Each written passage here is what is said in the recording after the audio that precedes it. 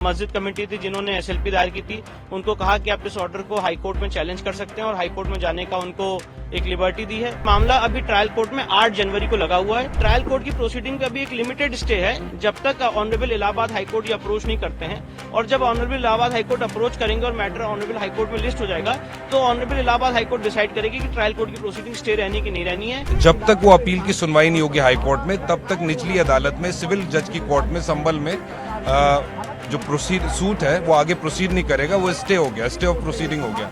आज माननीय supreme court के सामने याचिका दायर की गई थी। ऑनरेबल सुप्रीम कोर्ट ने ये कहा, सबसे पहले ऑनरेबल सुप्रीम कोर्ट ने चिंता जताई कि वहाँ पे पीस और हार्मनी मेंटेन रहे, और स्टेट ऑफ यूपी की तरफ से जो काउंसिल प्रेजेंट उन्होंने कहा कि हम सारी कोशिश और हम पूरा दायित्व है पीस और हार्मनी मेंटेन करने का। इसके बाद माननीय सुप्रीम कोर्ट ने जो मस्जिद कमेटी थी जिन्होंने एसएलपी दायर की थी, उनको कहा कि आप इस ऑर्डर को हाईकोर्ट में चैलेंज कर सकते हैं और हाईकोर्ट में जाने का उनको एक लिबर्टी दी है।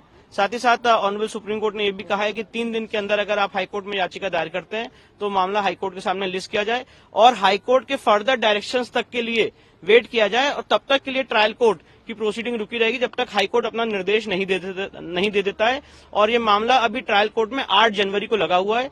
साथ ही साथ ऑनरेबल सुप्रीम कोर्ट ने यह भी निर्देश दिया है कि जो एडवोकेट कमिश्नर महोदय हैं वो अपनी रिपोर्ट सील कवर में दाखिल करेंगे। तो इसका क्या मतलब निकाला जाए कि ट्रायल कोर्ट की प्रोसीडिंग पर एक तरह से स्टे हो गया है? नहीं, ट्रायल कोर्ट की प्रोसीडिंग का भी एक लिमिटेड स्टे है जब तक ऑनरेबल इलाहाबाद हाईकोर्ट ये अप्रोच नहीं करते हैं, और जब ऑनरेबल इलाहाबाद हाईकोर्ट अप्रोच करेंगे और मैटर ऑनरेबल हाईकोर्ट में लिस्ट हो जाएगा तो ऑनरेबल इलाहाबाद हाईकोर्ट डिसाइड करेगी कि ट्रायल कोर्ट की प्रोसीडिंग स्टे रहनी की नहीं रहनी है।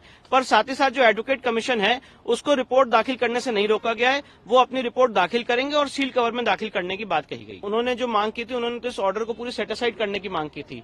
19 नवंबर 2024 के ऑर्डर को सेटिस्फाइड करने की मांग की थी, तो सुप्रीम कोर्ट ने उसको अभी एंटरटेन नहीं किया। उन्होंने कहा कि आप ये सारी बातें हाईकोर्ट में चैलेंज कर सकते हैं बाय वे ऑफ रिवीजन, या जो भी आपको लिबर्टी लॉ में प्रोवाइडेड है, और हाईकोर्ट फिर डिसाइड करेगा इस मामले में आगे कैसे प्रोसीड करना। देखिए, 3-4 बहुत अहम बात हुई। पहली तो सुप्रीम कोर्ट ने कहा, जो डिस्ट्रिक्ट एडमिनिस्ट्रेशन को रिप्रेजेंट कर रहे थे एडवोकेट, उनसे कहा कि पीस और हार्मनी मेंटेन रहना चाहिए, मतलब अमन और शांति मेंटेन रहे। दूसरी बात ये कही कि अगर आपको 19 नवंबर 2024 का ऑर्डर आप चैलेंज कर रहे हैं, अपील फाइल कर रहे हैं हाईकोर्ट में, तो वो अपील 3 दिन के अंदर हाईकोर्ट में लिस्ट हो, एक बात। और दूसरी बात, जब तक वो अपील की सुनवाई नहीं होगी हाईकोर्ट में, तब तक निचली अदालत में सिविल जज की कोर्ट में संभल में जो सूट है वो आगे प्रोसीड नहीं करेगा, वो स्टे हो गया, स्टे ऑफ प्रोसीडिंग हो गया। और तीसरी बात उन्होंने अहम ये कही कि अगर कोई एडवोकेट कमिश्नर की रिपोर्ट है, सर्वे रिपोर्ट, उसको सील कवर में रखा जाएगा और उसको सील रखा जाएगा। तो ये 3-4 बहुत अहम बातें कही हैं। मैं समझता हूं कि बहुत अच्छा फैसला है सुप्रीम कोर्ट का,